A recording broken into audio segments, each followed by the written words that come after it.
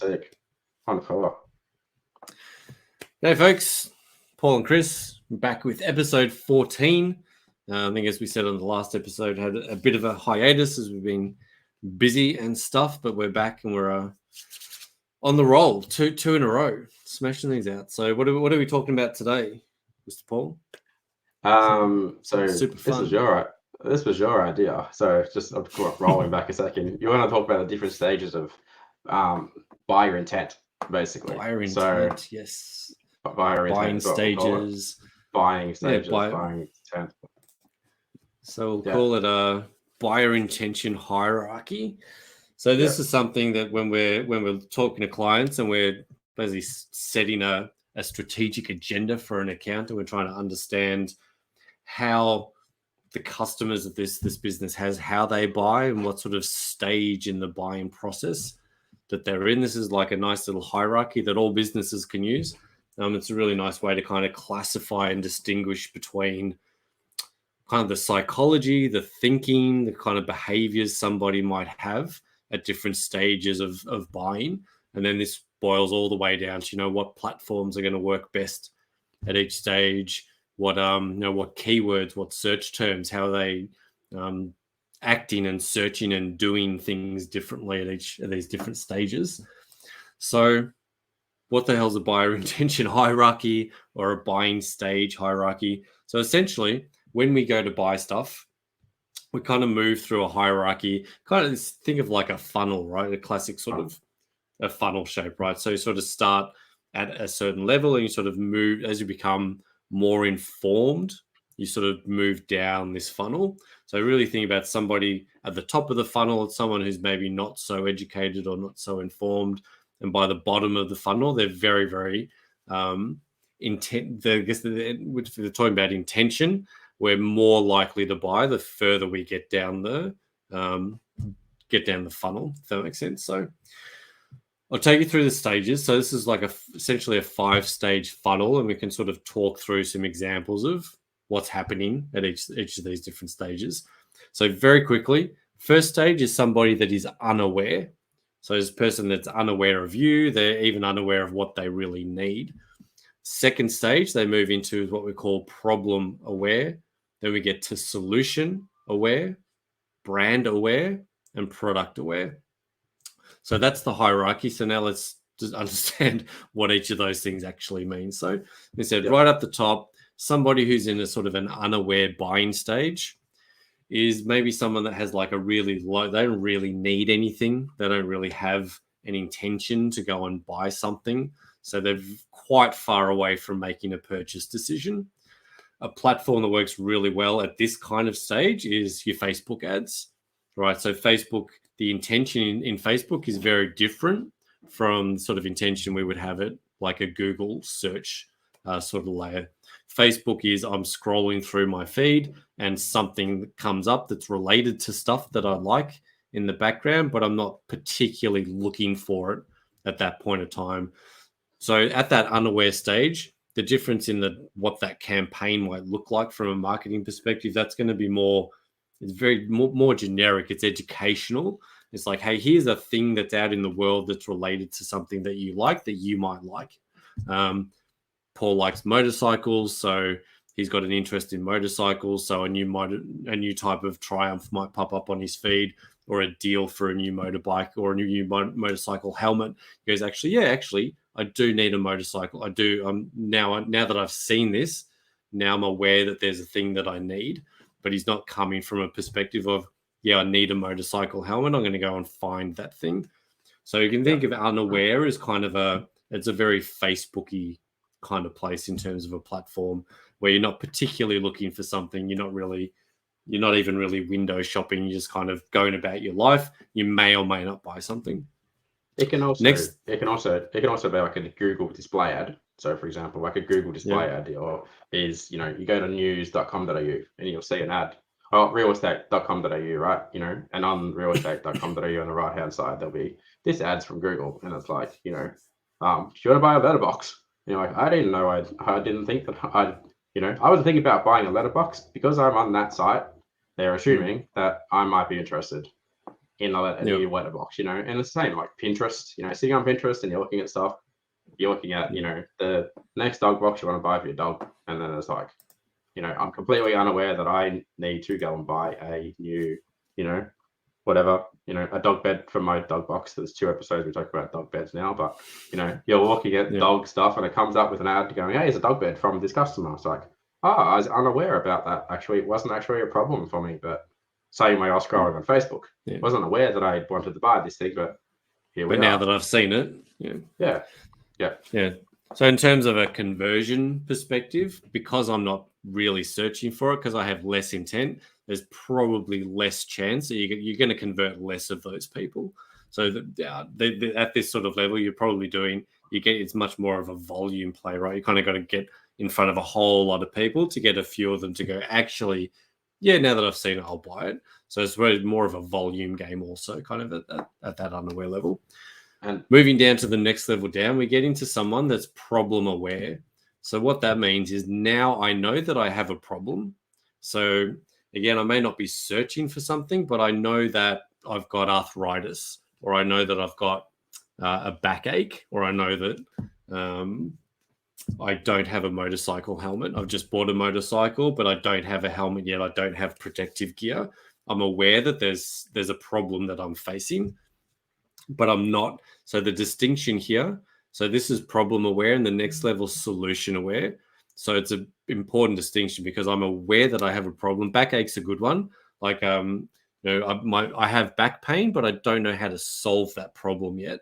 I'm not at that level of understanding. I know that I've got this challenge, this thing I need to fix, but I don't know what product I need. I don't know even what the solution is. So this is where I might start searching very, very broad things in Google. How to fix backache. 40-year-old male backache problem. Stuff like that. It's very, very kind of high level, generic. Here's a problem that I'm facing, and I'm going to get pretty generic solutions to that. But I don't know how to solve the problem yet. Sorry, you were going to say?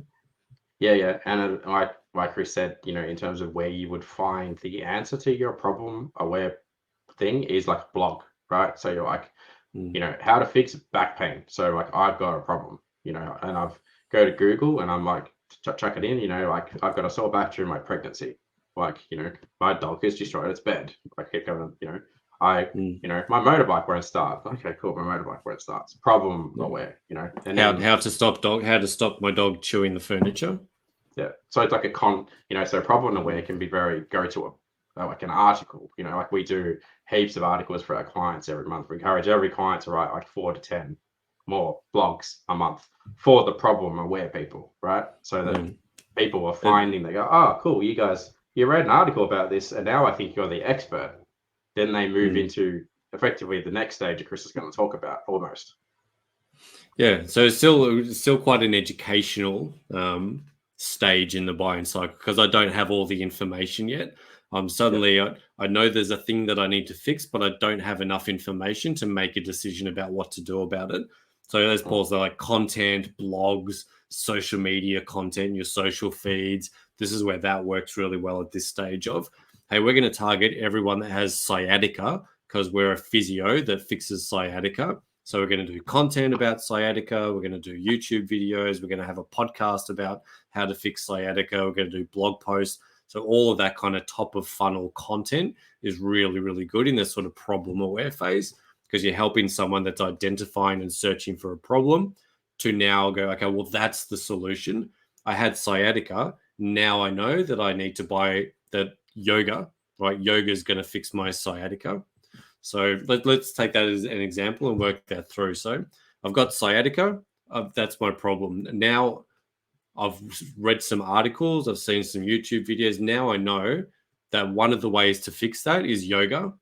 So now I'm solution aware. So I've gone from knowing I've been problem aware of backache and sciatica to this. One of the solutions to that is to do yoga. So great. I'm now going to do yoga. I'm aware that I'm going to do yoga. So now my search, I'm going to start searching yoga programs, yoga near me, yoga studio, online yoga course, yoga for sciatica, yoga for back pain. So you can see rather than being back pain, or sciatica, or my back hurts, I'm now searching yoga for back pain, yoga for sciatica. So that intention's starting to change now. At this level, if you've got a yoga program for sciatica and I click that, I'm much more likely to buy it than I was if I was just scrolling my newsfeed and that same thing came up and I didn't have back pain at the time. So you sort of see how we're moving through a little bit. So one, like how you think about this from an e-commerce point of view, right, is say you're solution aware. So you're in a Facebook group with all the mums on Facebook, and you can see these ads in both of these things, right? And I'll talk about that. But say you're solution aware. So you've heard of a thing called a calming blanket for children with autism, right? So you're like, I know that there's a solution called a calming blanket that is basically like, it's a weighted product that, you know, my child with autism feels more safe, more secure, blah, blah, blah. And calming blanket is kind of a brand name, but it's also now just like, it's also a solution, right? You know, or a sensory chew toy kind of thing is a solution for that product. So you can go to Google, you can search for that in a Google ad. You can go to Google and see that in an organic SEO optimized, you know, ranking thing there, or a blog, or you can be sitting on Facebook, and because you're in Facebook groups and you're probably having conversations in Messenger about, hey, my child's got, you know, autism, and, you know, what do you think we do about that? You start talking about calming blankets, and then next minute Zuckerberg is like infiltrated your Messenger chats, and 3 minutes later you're like, hey, I'm seeing ads for calming blankets at the moment. I know it's strange, but it happens all the time. You know what I mean? You'll be talking, and next minute, like, now I'm seeing ads for this stuff. You know, so that's from an e-commerce point of view, that's solution aware. Then I can talk about the next bit, or Chris, whatever you want to do. But then you move into like a product aware. So again, if I use brand aware, actually. So so to make the next distinction, so at that level, you know that there's a thing in the world that solves your problem, but you don't know who sells it. You don't have that, so you might not know which brands of that. So now you've got like a category of things. You can think of this like a category, let's say like chew toys or weighted blankets. That's like a category. Underneath that, you've then got brands or companies that sell that solution, that provide that solution. Or going back to yoga, there might be 10 yoga studios in my area, right? So now I know that I need yoga, and there's 10 yoga studios that I could go to. So I'm now brand aware, right? So I've moved from being solution aware to here's all the people that actually provide that solution. Those are the places I can go to buy this thing. So that's that next level where you get to brand aware. So like you said, you go from weighted blankets to XYZ companies, specific weighted blanket. So now I know that these are all the brands that provide that product. Yeah, and it's kind of like, you know, if you think about like women's lingerie or something, for example, you go from brand aware, which is like, you know, Honey Birdette or Bras and Things or all the ones that I can't remember, you know, to I'm actually searching for like, you know, lingerie, which is I want the product, versus the brand is the actual, you know, Honey Birdette lingerie or Honey Birdette bras, or Bras and Things bras and Things dressing gowns, Bras and Things pajamas, versus just dressing gown versus just pajamas kind of thing. Yeah. So you get into a specific branded version of that category of that thing. So it's brand 1 weighted blanket, brand 2 weighted blanket, brand 3 weighted blanket. So now I know there's a few places that I can go, and just moving through. So the next level that we get is to product aware. So now let's say I've got weighted blanket, I've got company XYZ's weighted blanket. And then within the weighted blanket, there's small, medium, large, green, blue, ones with ducks, ones with dinosaurs. So now I'm getting into the specific product of that brand. So it's sort of going from a category to a specific seller. And then that seller might have different variations of that thing that I can buy. So it might be size, it might be the weight of it, it might be one's got ducks, one's got dinosaurs on it. So they're kind of the individual products. That's sort of the lowest level. Now I'm going to buy the specific weighted blanket that I want from that provider. So that's what we call product aware. So that's the specific, from an e-com perspective, you've gone from a category or a collection to into your own brand, and then you're getting into like the specific SKUs or the variations within that product. So the different colors, the different models, the different sizes, all that kind of stuff. So that's once I'm at that level in terms of intention, you can sort of see how the intention the further I go down that funnel, once I know, okay, I need to buy a yoga program, now I'm much more, if I see a yoga program, now I know that's what I actually need to buy. But then I find, okay, there's a yoga studio that does yoga for sciatica on a Wednesday. I'm free on a Wednesday and it's just around the corner. So now I've got the product. I've got the studio that's around the corner and they do sciatica yoga on a Wednesday. So that's the product. So if that's available, now I'm ready to buy that thing because I've kind of gone all the way through that funnel. So that's kind of how that all works, how that all stacks together. And like to get to the point that we're trying to make with this, right, is that all of those can be profitable, right? But all of those have a different sales cycle. Often like completely unaware, people can still buy quickly, but generally, and according to the data, it takes longer for that process, that unaware, to convert into a customer. So, which is, again, it's okay if you've got deep pockets, but if you're like, I need sales tomorrow, you want people buying based on solution aware, product aware, brand awareness. So for me, the ideal is that everyone actually just knows that, that they know your brand and they know the product that you make inside of that as well. So again, we use an example. People go, I actually want to buy Nike running shoes as opposed to just running shoes, because then you're going to be able to buy traffic, like especially in Google. It's way cheaper for that, for like your own terms. So I'll give you some more examples about that. But again, say like the Chris McQueen dog bed. You know what I mean? So what you're trying to achieve is you're trying to build brand equity so that you actually, your brand becomes, the brand that people think of when they think of that product. Like, example, everybody's got one of them Udi things, Dave Fogarty, I think his name is, he carved out the fact that the Udi, that dressing gown, I don't even know what the rest of the dressing thing is called, I forget, you know what I mean?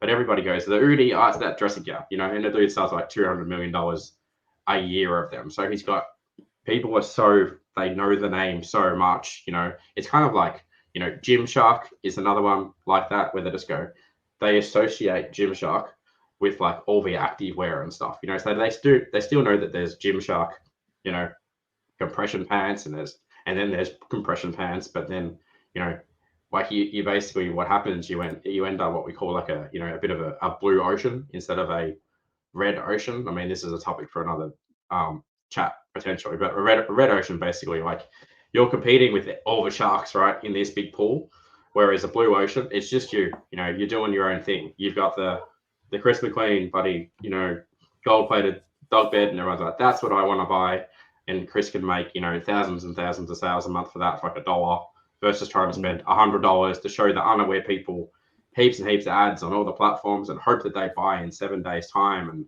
trying to convince them to buy, right? So the buying psychology kind of becomes more natural the further you go down that hierarchy too, right? So at the top, it's more like you're trying to convince someone to buy, but if I get down to sort of product aware and brand aware, you can also think of these as sort of like your longer term keywords as well. So rather than searching for weighted blanket, I'm searching for weighted blanket for a male child between 3 and 5 with ADHD. So it's a very specific thing. And if that's the product, so now I'm at that product level, I know specifically the product that I need to buy to solve my problem. So the further you get down, you can get cheaper clicks and cheaper conversions because it's much more specific. You're getting more longer tail keywords. So you get into less competitive sort of keywords as well. So there's a lot of ways that this kind of comes into play in terms of putting together a digital marketing strategy.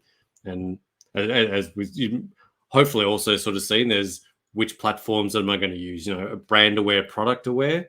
Facebook's probably not as good as like a Google ad, right? Where I'm specifically going and searching for weighted kids blankets.